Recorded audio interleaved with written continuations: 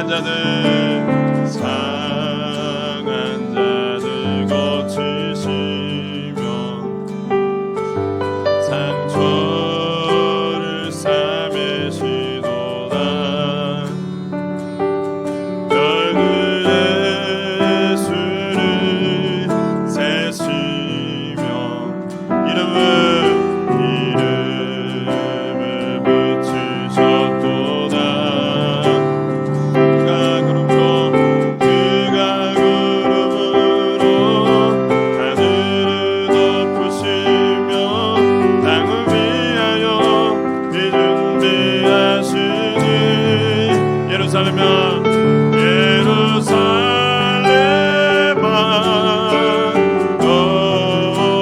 여호와를 찬송할지어다. 내 하나님을 감사함으로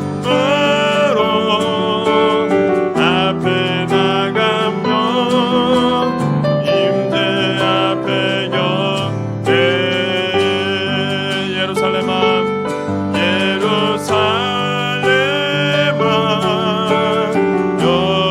여호와를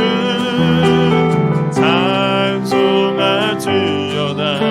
내 하나님을 감사함으로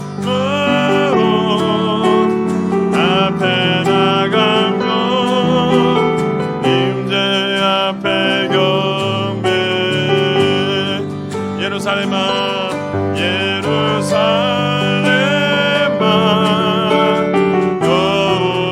여호와를 찬송할지어다. 내 하나님을 감사함으로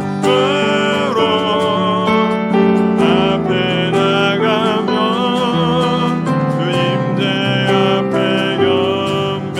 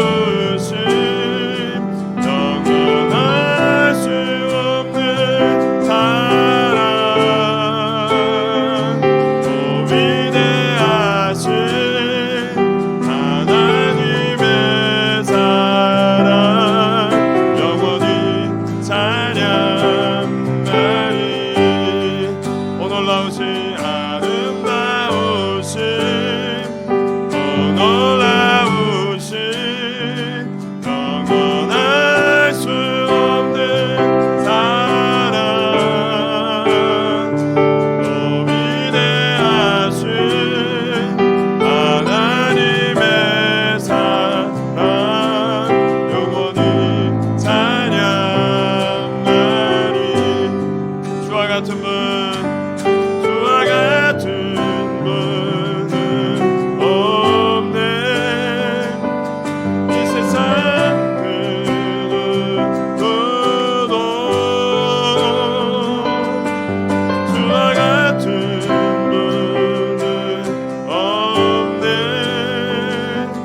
누구도 비길 수 없네.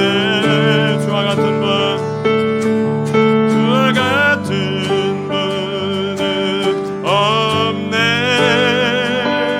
이 세상 그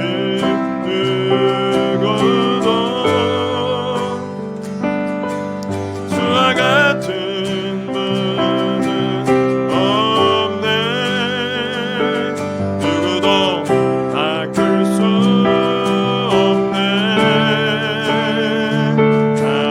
아름다우신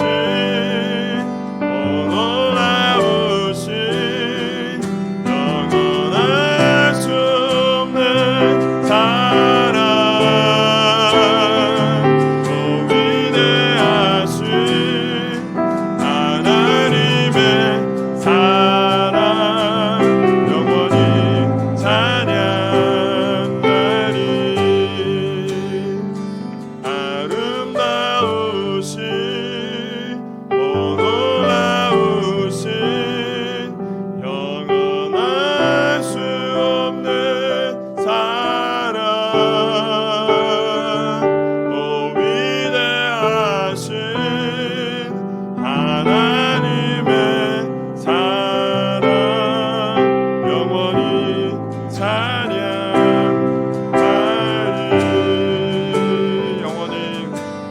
영원히 찬양하리.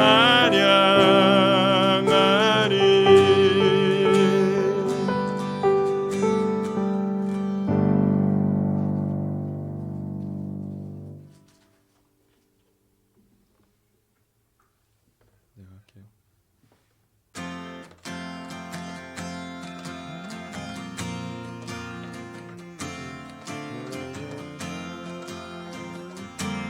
넘치는 저 바다보다도 더 넓고 저 산과 하늘보다 더 높은 주님의 은혜가 그곳에 가득해. 살아계신 주 나의 하나님, 언제나 넘치는 주의 사랑으로 내 안에 가득히 넘쳐 흐르네. 내게 강 같은 평화, 내게 강 같은 평화, 내게 강 같은 평화 넘치네. 내게 강 같은 평화, 내게 강 같은 평화, 내게 강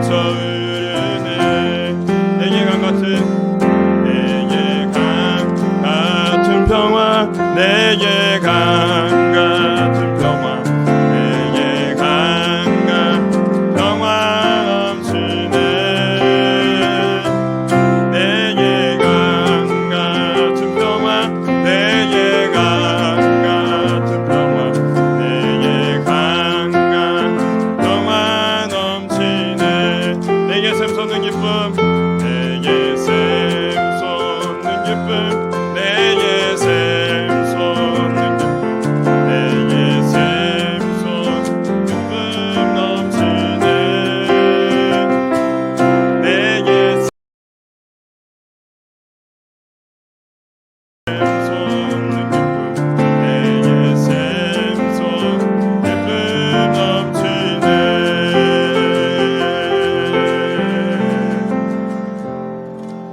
예, 주님께 영광의 박수 올리겠습니다.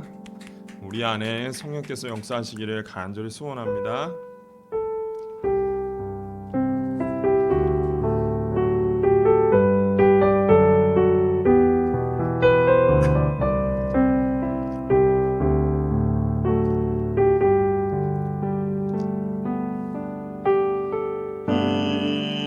이곳에 생명샘 솟아나 눈물 골짝 지나갈 때에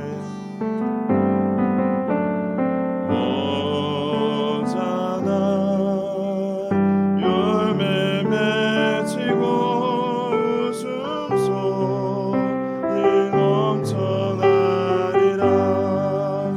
그날에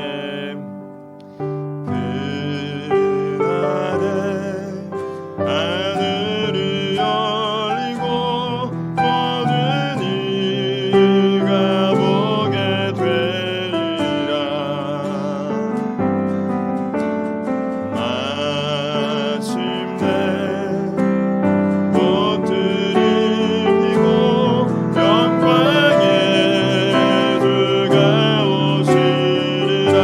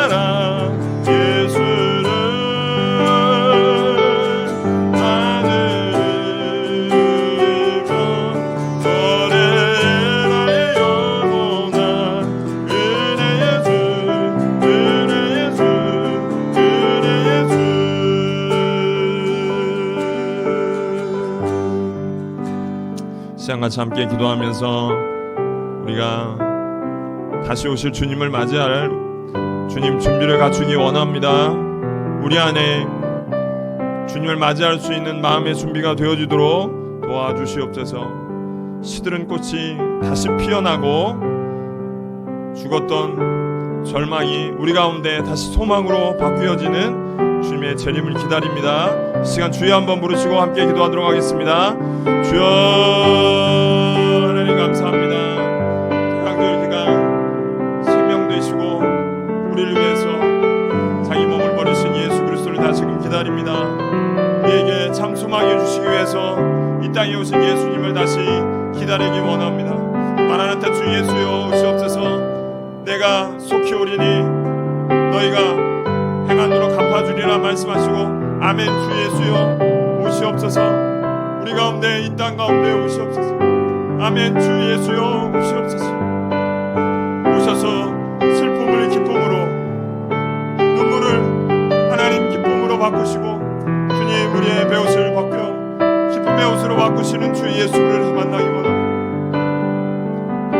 주여 우리 가운데 절망을 소망으로 바꾸시고 죽음을 생명으로 바꾸시는 주 예수 그리스도를 기다립니다. 시간 주님 우리 가운데 오셔서 성령으로 오셔서 임재하시고 성령으로 오셔서 다스려 주시고 성령으로 오셔서 박사는 마음에 임재하시고 성령의 충만이 우리 가운데 역사하여 주옵소서. 주님 우리의 마음의 모든 근심과 걱정을 주님 앞에 맡깁니다.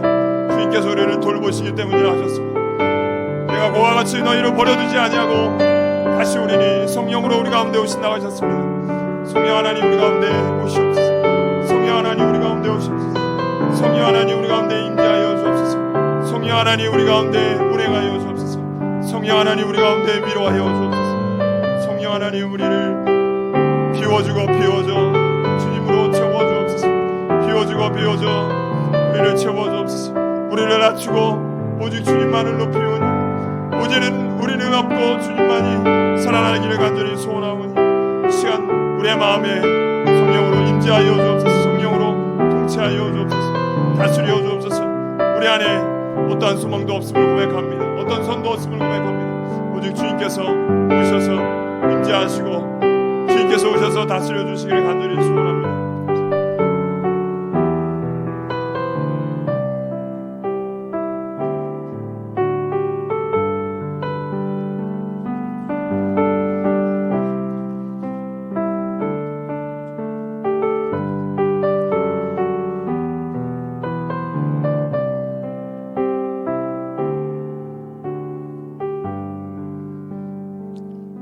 사슴이 시냇물을 찾기에 갈급한 같이 내 영혼이 주를 찾기에 갈급합니다. 나의 소망 되신 주님께서 이 시간 우리 가운데 오셔서 임재하시고 오직 주님께 영광이 되어지는 예배가 되어지게 하시고 우리의 모든 근심과 걱정과 염려를 주님 앞에 다 맡기고 우리를 돌보신 주님을 의지하는 귀한 예배가 되게 하여 주옵소서. 주님 다시 오셔서 우리 안에 천국의 잔치를 베풀어 주신다고 하셨습니다. 이러한 예배, 이 예배가 천국을 미리 맛보는 귀한 예배가 될 수 있도록 축복하여 주옵소서. 감사함이 예수님 이름으로 기도합니다. 아멘. 네, 이번 시간은 광고 시간입니다. 2024년 12월 8일 둘째 주 주일 광고 말씀드리겠습니다. 우리 다비타 교회에 오신 여러분을 박수로 환영하겠습니다. 예, 오늘 대강절 둘째 주일입니다. 그래서 12월 25일이 성탄절인데요. 우리가 주님의 다시 오심을 준비하는 절기로 대강절을 지키고 있습니다. 대강절은 영어로는 coming이라는 뜻이고요. 오신다라는 뜻이에요. 그리고 오늘부터 어떻게 주님이 다시 오실을 맞이할 수 있을 것인지에 대해서 금요일에 저희가 금요 기도회 진행 중입니다. 오후 7시 우리 다비타 예배당에서 기도회로 모입니다. 우리가 기도를 통해서 우리가 주님께 깊이 나아가고 주님께서 말씀했듯이 우리 은혜의 보좌 앞에서 주님께서 주시는 힘으로 매일매일 살아갈 수 있도록, 그리고 우리의 기도가 깊어져서 하나님의 뜻을 이루어드리는, 하나님의 나라가 이 땅 가운데 이루어지는 그런 기도회가 될 수 있도록 힘쓰는 그런 기도회가 되기를 원합니다. 네 번째는 오후 예배 이후에 우리가 풍성한 삶의 기초 성경 공부 진행이 있습니다. 그리고 다섯 번째는요, 12월 25일 성탄절에 주변 분들을 초청하고 또 우리 나라도 이제 플룻도 불고 제가 또 연곡을 좀 짜고 그래서 같이 또 찬양할 수 있는 거 이렇게 마련해서 주님의 탄생을 기뻐하고 또 함께 또 식사하는 그런 시간들을 기획하고 있습니다. 그래서 주변 분들을 초청하셔서 같이 참여할 수 있었으면 좋겠습니다. 이번 시간은 말씀 시간입니다. 마태복음 11장 28절에서 30절 말씀입니다. 마태복음 11장 28절에서 30절 말씀.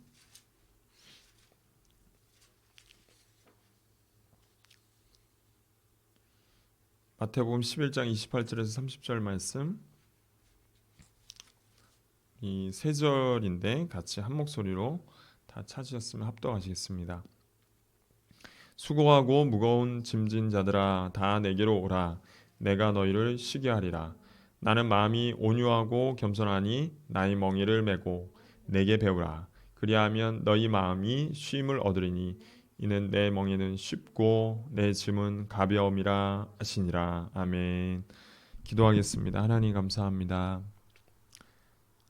어김없이 우리가 주일을 맞이할 수 있도록 도와주시고 이 주일을 주님을 깊이 만나기를 소원하며 예배의 자리에 나옵니다. 무엇보다 우리가 가진 모든 것으로 주님께 영광을 올려드리며 기쁨으로 주님을 맞이할 준비가 우리 가운데 되어지도록 도와주시기를 원합니다. 말씀을 들으면서 주님, 우리가 하루하루 살아가는 삶에 주님을 맞을 준비가 되어지도록 축복하여 주옵소서. 다시 오마 약속하신 그 말씀처럼 우리가 담대하게 아멘 주 예수여 오시옵소서 고백하는 우리가 되어지도록 도와주옵소서. 감사하며 예수님 이름으로 기도합니다. 아멘. 오늘 말씀의 제목 한번 따라해 보겠습니다. 예수님의 겸손을 따라 재림을 기다리자. 오늘부터 세 번의 대강절 설교를 하려고 합니다. 대강절이란 우리가 예수님의 다시 오심을 준비하는 절기입니다. 성탄절은 예수님의 초림이에요. 처음 오신 것이고요. 그런데 주님께서 승천하시면서 다시 오시겠다 약속하셨어요. 교회에 그 약속을 남기셨는데, 그렇기 때문에 그 약속 때문에 2000년간 교회는 예수님의 다시 오심을 기다리고 있는 중입니다.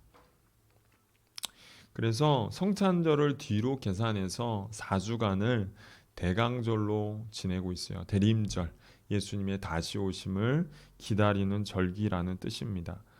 예수님의 말씀처럼 이렇게 얘기하셨어요. 계시록에 보면 내가 속히 다시 오리라 라고 약속하셨습니다. 그리고 교회는 계시록 마지막 절에 아멘 주 예수여 다시 오시옵소서 라고 응답합니다.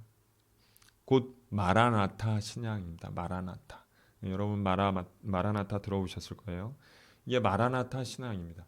주님의 다시 오심을 기억하고 기다리며 그것에 준비하는 그런 신앙을 말합니다. 저는 성탄절을 앞두고 세 번에 걸쳐 대강절 설교를 할 텐데, 오늘은 예수님을 맞을 준비를 하기 위해서 우리에게 필요한 것이 무엇인지를 한번 생각해 보려고 합니다.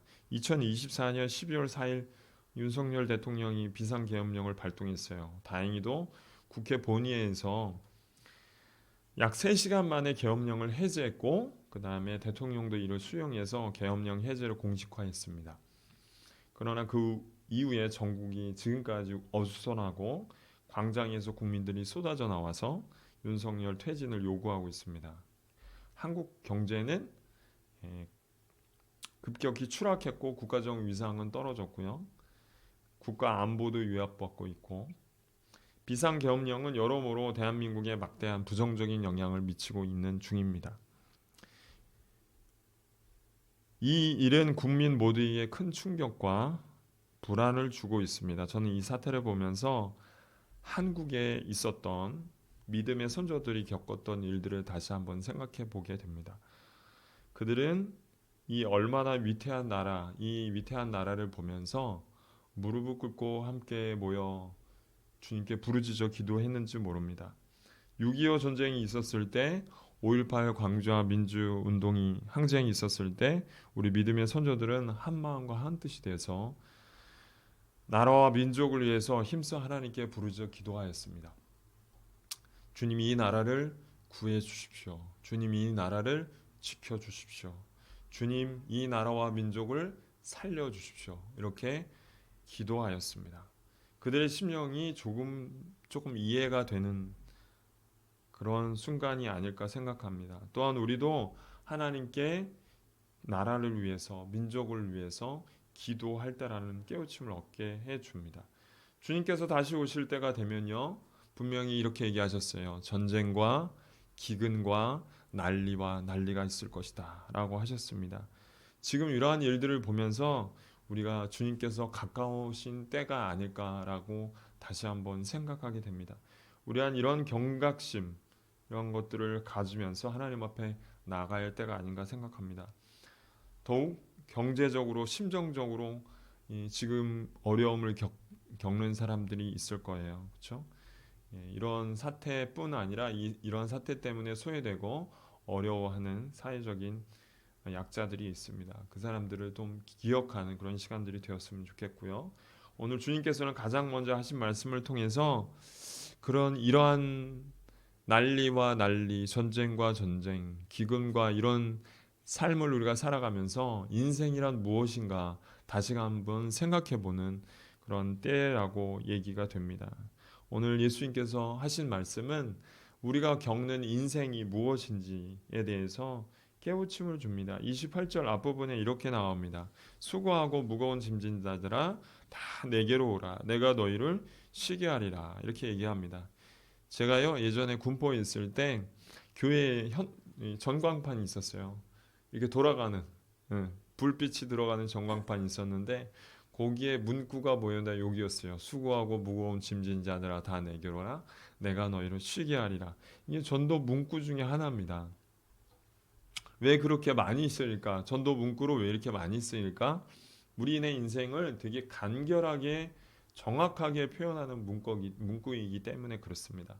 로마 신화 중에 시시푸스 신화라고 있어요. 이 시시푸스라는 사람이 범죄를 저질러서 제우스의 심판을 받아서 지하 세계로 떨어집니다. 그곳에서 형벌을 받는데 그 형벌이 어떤 형벌이었냐면 지하 세계부터 산 꼭대기까지 돌을 굴리면서 꼭대기까지 올라가는 거예요. 올라가면 거기서 올라가자마자 돌을 누가 굴러 떨어뜨려요. 그러면 내려가서 또 시지푸스가 내려가서 돌을 위에다가 다시 올려다 놓는 거예요. 이렇게. 그러면 또 떨어뜨려 놓고 올라가고 내려가고 올라가고 내려가고 올라가고 내려가고. 그게 형벌이에요. 반복되는 형벌이에요. 비록 이것이 로마 신화이긴 하지만 사람이 사는 세상이 겪는 삶에 대한 통찰을 줍니다. 사람들은 아침에 일어나서 씻고 밥 먹고 출근하고 일하다가 저녁에 퇴근해서 집에 와서 발 닦고 자죠. 그리고 또 다음날 아침 일어나서 또 씻고 밥 먹고 출근하고 일하다가 자고. 그게 반복됩니다. 계속. 그렇죠? 그 반복되는 삶을 살아가는 게 현실이에요. 예. 그게 고통이라는 거예요. 그렇게 평생 수고하며 살아가고 그렇게 반복된 삶을 살다가 우리는 마지막에 어떻게 될까요? 죽습니다. 어느 날 예기치 않은 손님이 똑똑똑 찾아오는 거예요. 그 손님의 이름은 죽음입니다. 검은 옷을 입고 우리를 죽음으로 데리고 가는 것이죠. 모세는 시편 90편 말씀을 통해서 이런 인생의 괴로움을 이렇게 고백했습니다. 우리가 연수가 70이요. 강건하면 80이라도 그 연수의 자랑은 수고와 슬픔뿐이요 신속히 가니 우리가 날아가나이다. 모세는 고백합니다. 삶이란 수고와 슬픔뿐이다. 그리고 내 삶이란 너무나도 빠르게 지나간다. 꼭 날아가는 것과 같다. 곧 나에게 어느 날 찾아올 죽음을 맞이하는 것입니다. 그렇습니다. 인생이란 평생 고생하는 하루하루의 반복이에요. 그렇게 살다가 죽음을 맞이하게 되고 그렇게 허무하게 끝이 납니다. 그렇다면 왜 우리는 수고와 슬픔을 안고 살아가야 하는 것인가? 왜 우리는 그런 삶을 살아야 하는 것인가? 왜 이토록 삶은 고달프고 허무한 것일까? 시편 90편 8, 9절에 모세가 이야기합니다. 주께서 우리의 죄악을 주님 앞에 놓으시며 우리의 은밀한 죄를 주의 얼굴빛 가운데 두셨사오니 우리의 모든 날이 주의 분노 중에 지나가며 우리의 평생이 순식간에 다하였나이다. 그는 말합니다. 우리네 인생이 괴로운 것은 주님의 분노 때문이다. 그리고 그분의 분노는 우리의 죄악 때문이다. 그것도 우리의 은밀한 죄를 주의 얼굴빛 가운데 드러나게 하셨다고 말합니다. 어느 날 갑자기 우리가 죄인인지 알지 못하다 살다가 나는 깨끗하게 사는 것 같다가 내 안에 숨겨지고 은밀하게 숨겨져 있던 모든 죄가 주님 앞에 드러난다는 거예요. 주님은 그걸 알고 분노하신다는 것입니다. 한평생 살면서 우리는 선한 것 같으나 은밀한 죄가 숨어 있다는 거예요. 우리 안에. 죄악이란 우리도 모르게 우리 안에 숨어 있어요. 그리고 그 죄를 주님의 눈으로 알고 계시며 분명히 보고 계시다는 거예요. 그리고 주님은 분노하신다는 것입니다. 참지 못하십니다. 성경은 이것이 우리가 반복된 괴로운 삶을 사는 이유라고 말합니다. 제가 이번 학기 박사과정을 하면서요. 되게 유명한 학자 알레스터 맥가러스라는 사람이 있거든요. 그 사람이 세계적인 신학자이자 과학자예요. 세계적인 신학자이자 과학자예요. 뭐 분자, 물리, 생물학, 그 다음에 화학을 전공했어요. 박사과정을 받은 사람인데 과학과 종교라는 책을 썼습니다. 이 책은 과학과 종교가 손을 잡고 하나님의 영광을 위해 함께 일할 수 있느냐라는 질문에 답한 책이에요. 그것에 대해 답하기 위해서 책을 썼다고 합니다. 그 책 내용 중에 굉장히 제게 큰 깨달음을 줬던 내용이 있었어요. 잠시 소개하면요. 과학이란 한계를 갖고 있습니다. 과학은 한계를 갖고 있어요. 그러나 지금 이 시대는 과학이 모든 진리를 밝혀줄 수 있다고 믿고 있습니다. 그건 믿음이에요. 사람들은 실제로 과학적이라고 말하면 그것이 맞는 얘기요, 진리라고 생각합니다. 과학적이지 않다라고 하면 그것은 틀린 얘기요, 이체 맞지 않는 얘기라고 생각합니다. 진리가 아니라고 생각합니다. 그런데요, 과학도 한계를 갖고 있어요. 그 한계가 무엇이냐면 과학에서는 윤리, 도덕이 나올 수 없습니다. 왜냐하면 과학은 사실을 알아내는 학문이에요. 모르는 사실을 알아내는 학문입니다.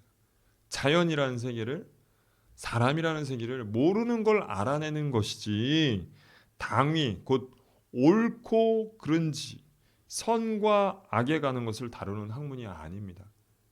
곧 사람이 어떻게 하면 올바르게 살 수 있는지, 사람이 어떻게 하면 착하게 살 수 있는지, 그것을 얘기하는 학문이 아닙니다. 이 윤리와 도덕은 그러면 어디서 나오느냐? 그것은 종교에서만 나옵니다.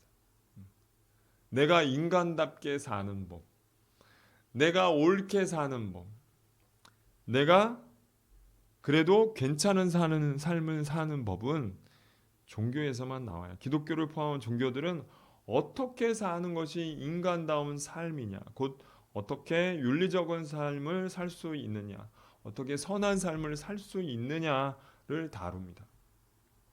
그렇기 때문에 과학적이라는 것은 다 진리를 얘기하는 것은 아닙니다. 제가 왜 이야기를 하냐면 사람은 인생을 수고하고 반복적인 삶을 살면서 고생하면서 산다고 했어요. 결국 그렇게 죽는다고 했습니다. 그러면서 이 사람이요 던지는 질문이 있어요. 그렇다면 나의 삶의 의미라는 것이 무엇일까? 이렇게 고생하며 살며 반복적으로 살고 결국 죽는데 나의 삶이라는 게 뭔 의미가 있는 건가?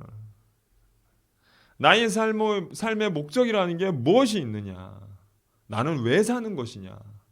라는 의문을 던지게 됩니다. 이 말은 다른 말로 내가 어떻게 사는 것이 인간다운 삶인 것이냐? 라는 물음하고 똑같아요. 인간은 한 번 살고 죽는데 내가 인간답게 살아야 하지 않겠느냐 하는 것입니다. 바로 사람은 나름대로 수고와 슬픔뿐 이긴 인생에서 돌파구를 찾으려고 하는 거예요. 무엇으로 돌파구를 찾으려고 하냐면 도덕적인 삶을 살아감으로써 말입니다. 내가 인간다운 삶, 그래도 괜찮은 삶, 내 인생은 괜찮아 라는 삶을 내가 느끼고 그래도 이러한 삶을 살아도 괜찮은 삶을 살아야 했으면 내가 대답은 됐다라고 거기에 만족하려고 하는 것입니다. 우리가 주변을 살펴보면요, 도덕적인 삶을 살려고 애쓰는 사람들이 있어요. 착하게 사는, 그래도 내가 인생을 살면서 착하게 살아야지.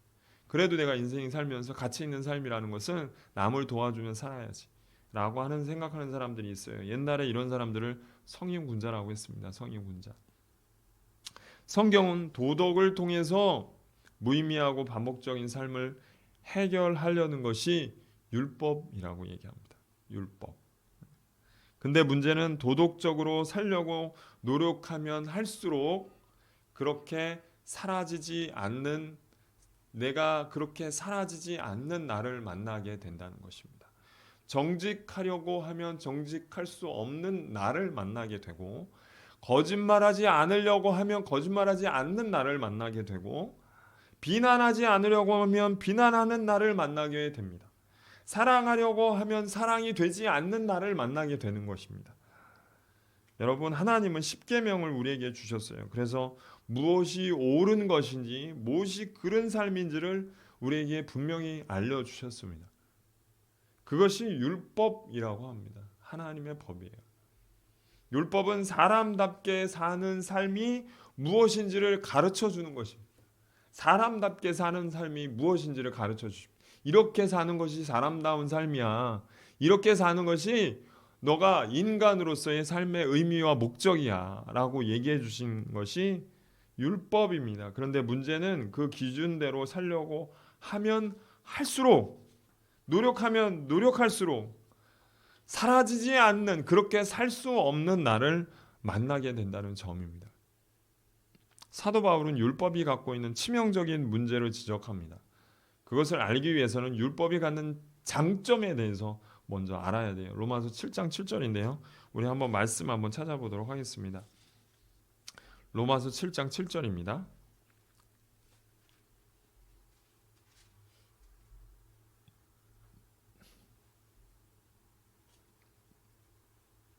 같이 한번 읽겠습니다. 시작. 그런즉 우리가 무슨 말을 하리요? 율법이 죄냐? 그럴 수 없느니라. 율법으로 말미암지 않고는 내가 죄를 알지 못하였으니 곧 율법이 탐내지 말라 하지 아니하였더라면 내가 탐심을 알지 못하였으리라. 아멘. 율법 곧 우리말로 도덕은 큰 장점을 갖고 있어요. 죄가 무엇인지 깨닫게 해준다는 거예요. 하나님의 율법을 모를 때는 나는 죄가 무엇인지 잘 몰랐어요. 그런데 율법이 내게 와서 탐내지 말라고 했고 그것이 죄인지 알려주었어요. 그래서 나는 죄를 알게 되었습니다. 무슨 말이냐면요. 무슨 말이냐면 죄라는 것이 원래 내 안에 있어요. 죄라는 게 내 안에 있어. 그런데요, 사람이 살다가 사람들이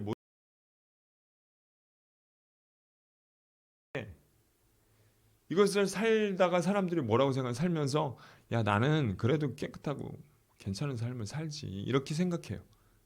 근데 죄는 어디 있냐면 숨어 있어. 그런데 어느 날 하나님의 율법이 내게 찾아왔어요. 성경을 읽다 아니면 우리가 도덕을 배운다든지 그렇게 배워요. 그러면 이게 탐심은 죄라네. 죄야. 그래서 그 사실을 알게 됐어요. 탐심은 죄구나. 이렇게 알게 됐어요. 그래서 그 사람이 이제 그다음부터 어떻게 반응할까요? 나는 이제 탐심을 갖지 말아야 되겠구나. 그래, 탐심을 이제 갖지 말아야지. 이렇게 생각하는 거예요. 그래, 이게 죄구나. 탐심이 죄구나. 그래, 이제부터 탐심을 품지 않아야겠다. 이렇게 생각해요. 그래, 이제 하나님이 탐심이 죄라는 것을 알려주셨으니까 탐심 품지 말아야지. 라고 생각합니다. 그런데 품지 말아야지 하고 그 결과가 뭐냐면 로마서 7장 8절이에요. 같이 한번 읽어보겠습니다. 이제 그렇게 결단하는 거예요. 7장 8절 같이 읽겠습니다. 시작. 그러나 죄가 기회를 타서 계명으로 말미암아 내 속에서 온갖 탐심을 이루었나니 이는 율법이 없으면 죄가 죽은 것임이라. 놀랍게도 사람은요, 권위자가 다른 사람이 야 이렇게 살면 안 돼. 이렇게 살면 안 되는 거야. 그래서 알았어요. 그 동의가 돼. 심지어 하나님이 권위자, 최고 권위잖아요. 하나님이 야 이렇게 살면 안 돼. 그리고 이렇게 살아야 돼. 동의가 됐어요. 그래요. 그런데 동의가 되면 명령을 받으면 우리는 뭐가 생기냐면 반항심이 생겨요. 반항심이 탁 올라와. 동의가 됐어요. 알아요. 근데 반항심이 올라. 그것이 죄인 줄 알면서도 그것을 지키기 싫어하는 마음이 일어나요. 탁 올라와요. 오히려 그 명령에 반대돼서 온갖 탐심이 더 일어나요. 여기 얘기하는 거예요. 내가 하나님의 말씀을 알지 못할 때에는 탐심이 숨어 있었는데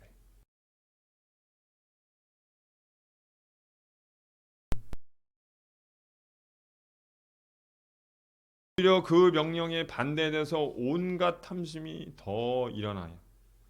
그 반대되는 마음이 온갖 이제는 막 다 일어나. 그래가지고 바울은 그래서 말합니다. 율법이 없으면 죄가 내 안에 잠들어 있는 사실을 몰랐는데 잠들어 있는 걸 몰랐는데 뇌 죄라는 것이 내가 이런 반항심이 있다는 걸 몰랐는데 그런 그 반항심이 일어나 가지고 온갖 죄들이 더 막 활기를 치게 되는 거죠.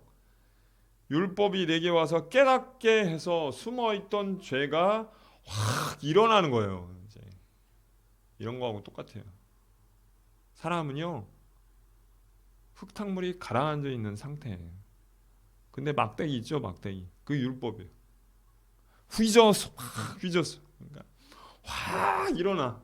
그때 무슨 생각이 드냐면, 야 율법이 나쁜 거야 이렇게 생각이 들어요. 근데 바울이 뭐냐, 율법 나쁜 거 아니야. 율법이 준 거 선한 거야. 근데 율법이 저서는 역할해. 그래가지고 네가 원래 흙탕물이야. 네가 원래 흙탕물이야. 원래 깔아져 있던 것뿐이야. 숨겨져 있던 것뿐이야. 네가 죄가. 그래서 네가 몰랐던 것뿐이야.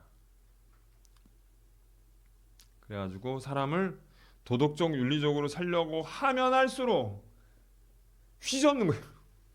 살면 노력하면 할수록 휘젓는 거예요. 휘젓는 거예요. 더 휘젓는 거예요. 더 휘젓는 거예요. 도덕이라는 막대기로 내가 살려고 하면 할수록 휘저는 거예요. 더 힘차게 휘젓는 거예요. 하나님의 명령을 지킬 수 없다라는 벽에 부딪히게 되는 거예요. 아주 그냥 철저히 깨닫게 되는 거죠. 결국 사람은 인간답게 살 수 없는 존재라는 거예요. 그런 삶에는 아무런 쉼이 없다는 거예요. 안식이 없다. 내가 수고하고 반복적인 삶의 의미를 찾으려고 그래도 내가 인간답게 사는 법을 찾았는데 그것을 노력했는데 안 되는 거예요. 이게 사람의 인생이라는 거예요. 안식이 없다는 거예요. 이제 예수님의 말씀을 이제 들을 준비가 된 거예요. 우리가 오늘 말씀 한번 찾아볼게요. 29절입니다. 29절입니다.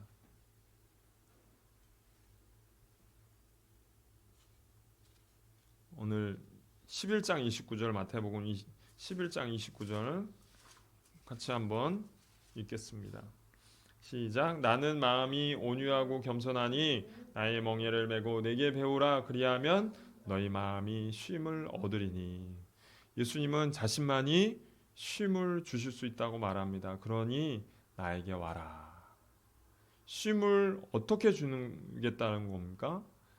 그 방법은 뭐냐면 자신에게 배우라라고 얘기하십니다. 그리하면 너희 마음에 쉼을 얻을 것이다. 다시 한번 따라해 보겠습니다. 예수님께 배우라. 그리하면 마음에 쉼을 얻으리라. 그렇다면 우리가 예수님께 배워야 할 것은 뭘까요? 배워야 할 것. 내가 예수님께 배워야 할 것. 그분의 마음이에요. 그분의 마음. 예수님 어떤 마음을 품고 계시냐? 나는 온유하고 겸손하다. 온유하고 겸손한 마음을 품고 계세요. 바울은 빌립보서 2장에서 예수님은 본래 하나님과 동등한 분이에요. 그렇죠? 동등한 분. 위치상, 능력상 모든 것에 있어서 동등한 분. 그래서 그분을 하나님의 본체라고 했어요. 동등한 분이에요. 그런데 자신을 낮추셔서 종의 형체를 입으셨어요. 무슨 말이냐면 이제 예수님은 자신을 낮추고 아버지를 높이는 분이에요. 겸손이라는 것은 나를 낮추고 상대를 높이는 일입니다. 나를 낮추고 언제나 자신을 낮추고 아버지를 높이셨어요.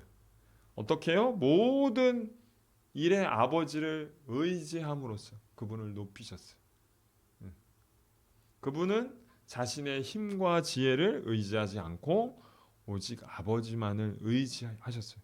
그런 아들에게 아버지는 성령을 주셔서 아버지의 뜻대로 살도록 하셨어요.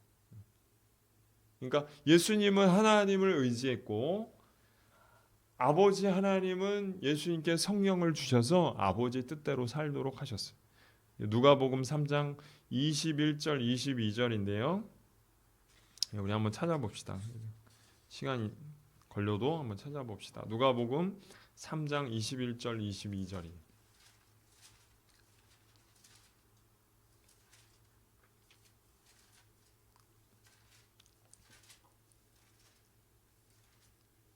같이 누가복음 3장 21절 22절 같이 읽겠습니다. 시작.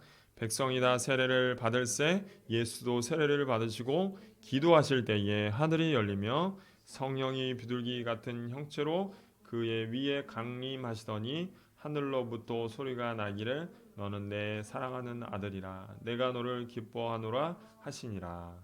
이제 아들 예수님은 공생의 내내 살면서 오직 성령의 능력으로 모든 일을 감당하게 되십니다. 이제 성령을 받으셨어요. 그렇죠? 성령이 내려오셨어요. 이제 성령의 능력으로 모든 일을 감당하게 돼요. 무엇보다 성령으로 아버지의 뜻대로 말씀대로 살아가게 되십니다. 예수님은 평생을 아버지의 뜻대로 사셨어요. 근데 뭘로 그게 가능했냐? 성령으로. 이것은 우리에게 주는 놀라운 교훈이에요. 율법은 우리에게 인간다운 삶에 대해서 알려줘요. 율법은 인간다운 삶이 뭔지 알려줘요. 야, 가장 너가 의미 있는 삶이 뭔지 알아? 율법대로 사는 거야. 율법의 핵심이 뭐야? 하나님을 사랑하고 이웃을 사랑하는 거야. 그게 인간다운 삶이야. 가장 인간다운 삶. 그걸 알려줘요. 그렇죠? 우리가 성경 열심히 읽으면 인간다운 삶이 뭔지 알게 돼요. 근데 또한 내가 인간다운 삶을 살지 못한다는 것도 알려줘요. 죄가 무엇인지 알려줘요. 그러나 그것을 따라 살 수 있는 힘을 주지 않아요. 율법. 예수님은 자신에게 배우라고 말씀하셨어요. 그래서 오직 자신이 아버지를 의지했던 것처럼 오직 우리는 예수님을 의지하라고 하십니다. 그리고 자신에게 성령을 주신 아버지처럼 우리에게도 성령을 주시겠다고 말씀하셨어요. 그리고 오직 성령을 따라 성령을 힘입어서 살아가라고 말씀하셨어요. 율법을 따르지 말고 성령을 따르는 길이 율법에 이르는 길이에요. 율법을 따라 살면 율법에 이를 수 없어요. 사랑하려고 노력해서 사랑하면 사랑을 이룰 수 없어요. 근데 성령을 따르면, 성령께서 시키는 대로 따르면 율법에 이를 수 있어요. 인간답게 살 수 있어요. 다른 말로 성령을 따르는 길이 사람답게 사는 길이에요. 사람답게. 다른 말로 성령을 따르는 길이 쉼을 얻는 길이에요. 쉼을 얻는 길. 갈라디아서 5장 16절 이렇게 얘기합니다. 내가 이르노니 너희는 성령을 따라 행하라. 그리하면 육체의 욕심을 이루지 아니하리라. 오직 성령을 따라 행합시다. 단순히 말씀을 행하려고 하지 말고 이게 하나님 뜻이야. 우리 신앙생활 그렇게 하잖아. 이게 하나님 뜻이야. 내가 행해야지. 성령께 나를 맡겨야 돼요. 성령을 지시에 민감해야 돼요. 성령께 귀를 기울여야 돼요. 성령에 힘입어 살아가려고 해야 돼요. 이거 똑같은 길인 것 같은데 똑같은 신앙생활 겉모습은 똑같은데 달라요. 그것이 예수님께서 행하신 길이에요. 예수님께서 사랑해야지 해가지고 행한 게 아니라 아버지를 의지하면서 성령에 힘입어서 살아갔어요. 성령을 따라 살아가셨어요. 그게 예수님께서 하신 길이었어요. 겸손히 아버지를 의지하는 길이에요. 그것을 배워라 라고 얘기하시는 거예요. 오늘 말씀을 마무리하겠습니다. 오늘은 대강절 첫 번째 말씀인데 오직 우리가 기다리는 예수님이 어떤 분이신지, 그리고 예수님께서 우리에게 부탁하신 말씀이 무엇인지를 생각해 보면 좋겠습니다. 오늘 우리가 기다리는 예수님을 따라 행하는 것이 대강절을 준비하는 최고의 방법이에요. 예수님은 우리에게 이렇게 말씀하시는 거예요. 나는 마음이 온유하고 겸손하니 나의 멍에를 메고 내게 배워라. 내게 배워라. 내게 배워라. 그리하면 너희 마음에 쉼을 얻으리라. 그렇습니다. 우리는 단지 말씀을 지키려고 힘쓰는데 그치지 말고 오직 성령을 의지합시다. 그렇다면 성령을 어떻게 의지할 수 있을까요? 예수님께서 하신 말씀을 기억합시다. 기도 외에는 이런 유가 나갈 수 없느니라 얘기하셨어요. 그렇습니다. 오직 기도를 통해서 성령을 의지할 때에만 우리가 힘을 얻을 수 있어요. 우리가 예수님을 의지한다는 표현으로 기도할 때에 예수님은 우리에게 성령을 부어주시는 것이에요. 기도 자체가 율법이 되어서는 안 돼요. 의무가 되어서는 안 돼요. 의지의 표현이 되어야 돼요. 내가 예수님을 의지한다는 마음으로 기도를 해야 돼요. 우리가 성령을 의지하고 힘입을 때 그 세상을 하나님이 기쁘시게 하는 삶, 세상에서 하나님 기쁘시게 하는 삶을 살 수 있게 되는 것입니다. 다른 말로 우리는 쉼을 얻게 되는 거예요. 쉼을, 마음의 쉼을, 평안함, 참된 평안을 얻게 되는 것입니다. 기쁨을 얻게 되는 것입니다. 또한 주님을 맞을 준비를 할 수 있게 되는 것입니다. 다 같이 함께 기도하도록 하겠습니다.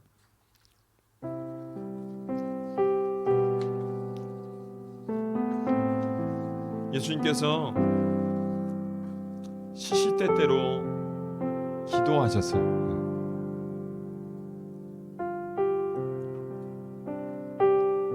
아버지의 얼굴을 구하고 아버지와 교제하는 것이 그분은 기쁨이었어요. 아버지를 알아가는 것이 그분의 기쁨이었어요.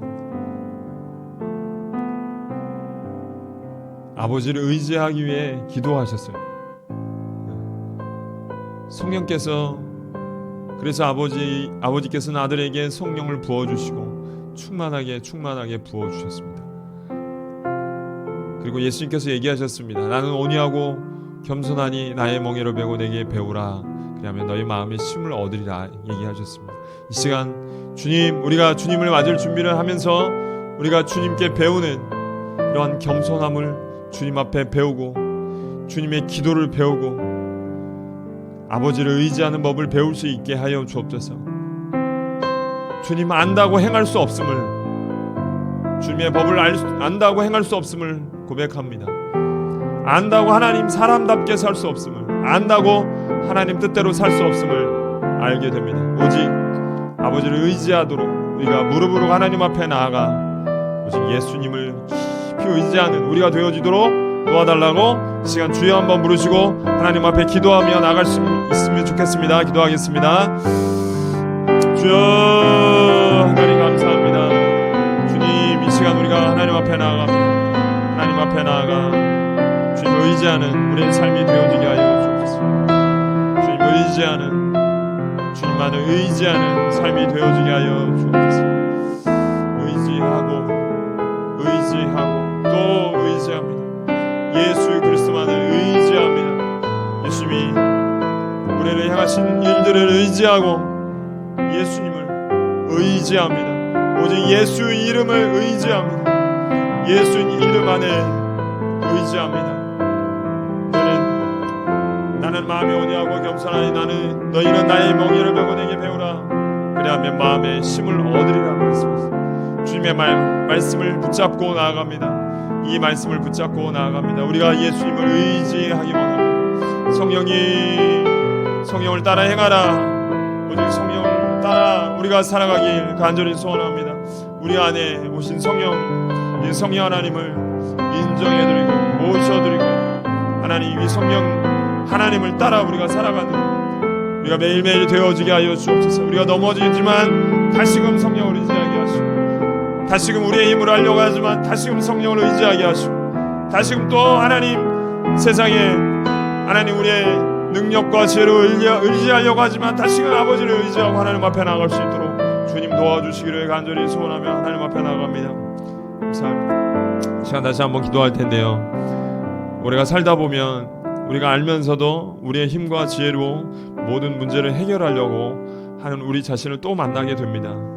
그럴 때마다 하나님 다시 돌아서서 하나님을 의지하는 우리가 되어지게 해 주십시오. 예수님을 의지하는 우리가 되어지게 해 주십시오. 성령님의 인도하심을 따라갈 수 있는 우리가 되어지게 하여 주십시오. 마음으로 주님 다시금 우리가 기도하면서 하나님을 의지하는 우리가 되어지도록 다시금 바꿔주십시오. 하나님 다시 돌아갈 때가 있지만 다시 하나님 앞에 돌아와서 그렇게 살아갈 수 있도록 도와주십시오.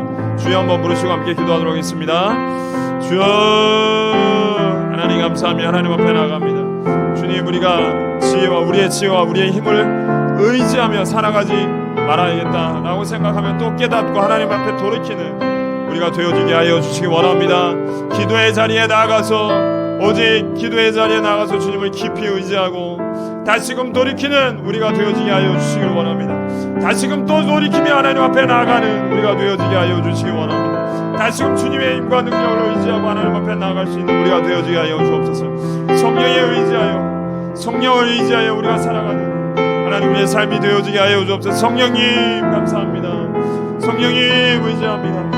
다시금 우리 가운데 충만하게 하여 주옵소서. 다시금 우리가 돌이키게 하여 주옵시고 하나님 앞에 무릎으로 나갈 때마다 주님 은혜 위에 은혜를 더하여 주옵소서. 예수 그리스도의 은혜와 은혜를 더하여 주옵소서. 주님 부어주시옵소서. 함께하여 주옵소서. 하나님 감사하며 하나님 앞에 나갑니다. 주님 받아주시옵소서. 주님 이끌어 주시옵소서. 주님 인도하여 주옵소서. 기도하면서 하나님의 예수 그리스도의 성품이 우리 가운데 일어날 수 있도록 닮아갈 수 있도록 하나님 성장할 수 있도록 도와주시기를 간절히 소원합니다. 시간 다시 한번 기도할 텐데요. 우리의 기도가 주님 성장하기 원합니다. 우리의 기도가 주님의 닮은 기도가 되어지도록 도와주시기 원합니다. 기도가 주님을 닮아갈수록 주님을 닮아가 주님의 성품을 닮아가는 우리가 되어지게 하여 주옵소서. 주님, 우리의 기도가 점점 성숙해지고 깊어지고, 그래서 주님을 더욱 의지하는, 그래서 마지막까지 우리의 모든 삶이 주님 앞에 온전히 드려지고 주님께서 온전히 만지시는 그러한 삶이 될 수 있도록 도와달라고 우리 기도 생활을 위해서 함께 기도했으면 좋겠습니다. 주여 한번 부르시고 기도하겠습니다. 주여, 하나님 감사합니다. 주님, 기도 없이는 살 수 없었던, 기도하지 않고는 하나님 공생의 사역을 감당하지 않은 예수님처럼 우리가 시시때때로 무릎을 꿇고 하나님 앞에 기도하고, 정기적으로 기도하고 강청을 기도하여 하나님 앞에 엎드려 간절히 기도하고, 주님, 우리의 마음을 밤을 새우고 하나님 앞에 기도하고, 중요한 일이 있을 때 하나님 앞에 나아가 기도하는 우리가 되어지기 원합니다. 중요한 삶의 문제를 놓고 하나님 앞에 기도하고 주님 무릎을 꿇고 하나님 앞에 기도하는 우리가 되어지기를 원합니다. 하나님, 우리 교회를 위해 기도하는 우리가 되어지기 원합니다. 하나님, 우리가 붙잡고 있는 우리의 영혼들을 위해 기도하는 우리가 되어지기 원합니다. 주님, 나를 붙잡고 하나님 앞에 나아가 기도하기 원합니다. 또 하나님의 나라와 그분의 영광을 위해 기도하기 원합니다. 주님, 우리의 기도가 성장하기 원합니다. 아버지를 알기 위해, 아버지와 교제하기 위해서 하나님께 기도하는 우리의 생활이 되어지기 원합니다. 우리의 기도의 기도가 깊어지기 원합니다. 주님과의 관계가 깊어지기 원합니다. 내가 주님을 알고 주님이 나를 아는 깊은 관계가 되어지기 원합니다. 주님, 우리가 깊이 주님을 알기 원합니다. 우리의 기도가 깊이 들어가기 원합니다.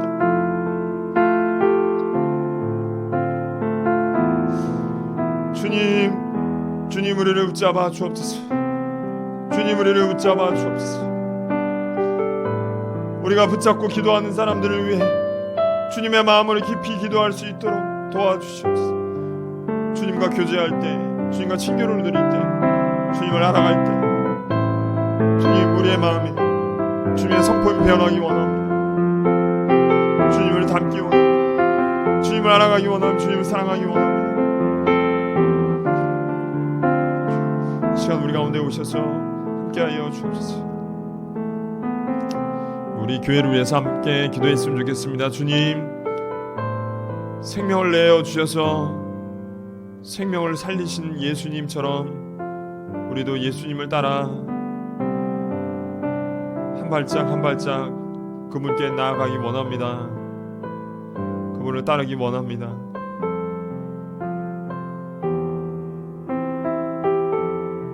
하늘의 밀이 떨어져서 죽으면 많은 열매를 맺는다고 말씀하셨습니다. 주님, 우리 위해 생명을 버리셨는데 우리가 주님을 따를 수 있는 우리가 되어지게 해주십시오. 우리 힘으로는 아무것도 할 수 없고 오직 주님께서 우리 안에 계시며 그분의 일을 하시기를 간절히 소원합니다. 주여 한번 부르시고 기도하겠습니다. 주여, 아버지, 우리 교회를 위해서 기도합니다. 우리 교회를 위해서 기도합니다. 주님, 우리 다비타 교회를 위해서 기도합니다. 우리 교회를 세워주시기를 원합니다. 우리 안에 예수님의 생명, 우리 안에 예수님의 생명이, 예수님의 생명이, 주님, 주 예수보다 더 귀한 것은 없습니다. 주 예수보다 더 귀한 것은 없습니다. 주 예수보다 더 귀한 것은 없습니다. 우리의 소망이시오, 우리의 피난처이시오, 우리의 피난처이신 주님, 내가 주님께 피합니다. 오 주님, 우리의 피난처가 되시고 우리의 피할 주님 안에 우리가 쉼을 누리며 우리가 살아가는 우리 교회 되게 하여 주옵소서. 한 사람 한 사람이 주님 안에 참된 안식과 평안을 누리게 하여 주시옵소서. 예수님의 이름으로 기도합니다. 아멘. 우리 나의 하나님 찬양하시겠습니다.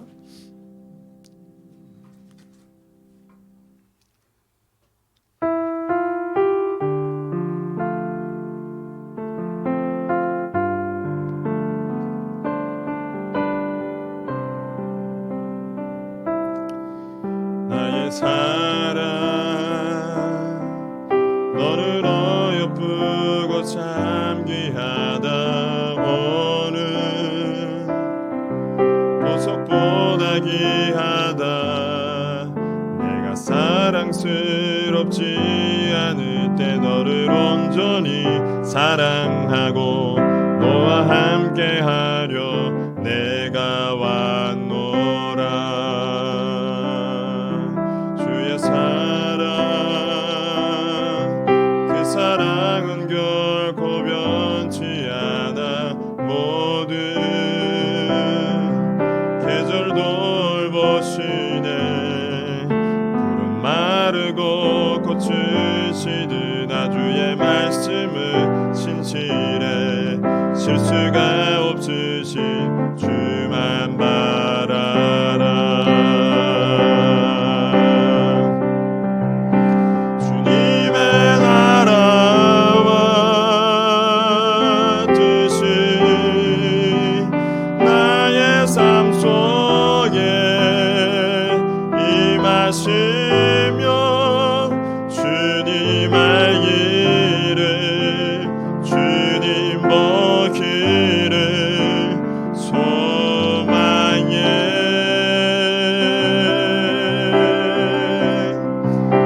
거룩히 살아가림과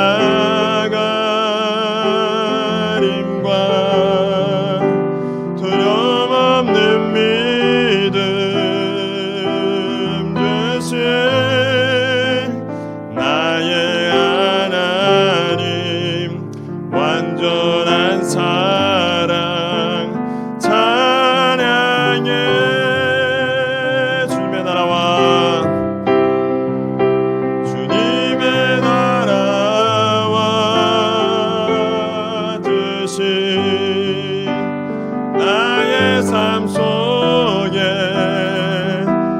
임하시며 주님 알기를 주님 보기를 소망해.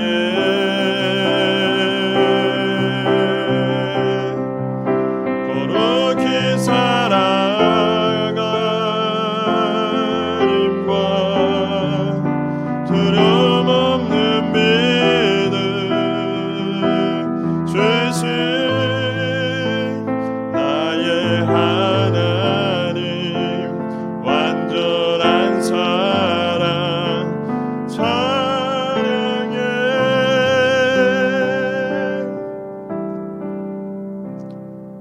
하나님 감사합니다. 오직 주 예수 그리스도의 말씀처럼 우리 주님의 겸손함을 따라 배워나가기를 원합니다. 오직 아버지 하나님을 의지하여 살아가신 예수님처럼 우리도 예수님을 의지하고 우리 안에 성령으로 와 계신 오직 예수님만을 붙들며 의지하며 살아가는 우리의 삶이 되어지게 하여 주옵소서. 시시때때로 우리가 우리의 지혜와 힘을 의지하며 살아갈 때가 많습니다.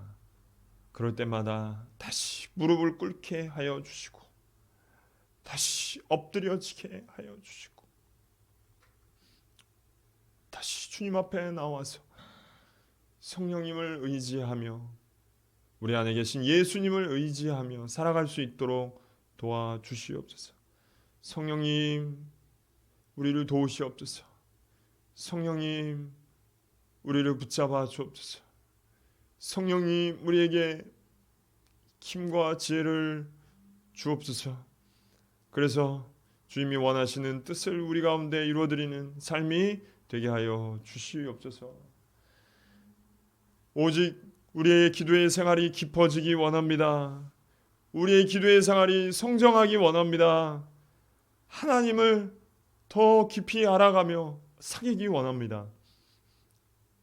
주님의 마음을 우리의 마음 가운데 새겨주시고 우리의 마음이 변화되도록 축복하여 주옵소서. 주님, 우리가 드린 모든 헌물을 주님께 온전히 올려드리오니 받아주시고 주님의 영광을 위해 사용하여 주시기를 간절히 소원합니다. 이제는 우리 주 예수 그리스도의 은혜와 하나님 아버지의 사랑하심과 성령님의 교통하심이 이 시간 오직 예수 그리스도의 겸손한 마음을 배우기를 소원하며 주님을 깊이 의지하기 소원하는 모든 사람 위에 영원토록 함께 계시기를 간절히 축원하옵나이다. 아멘.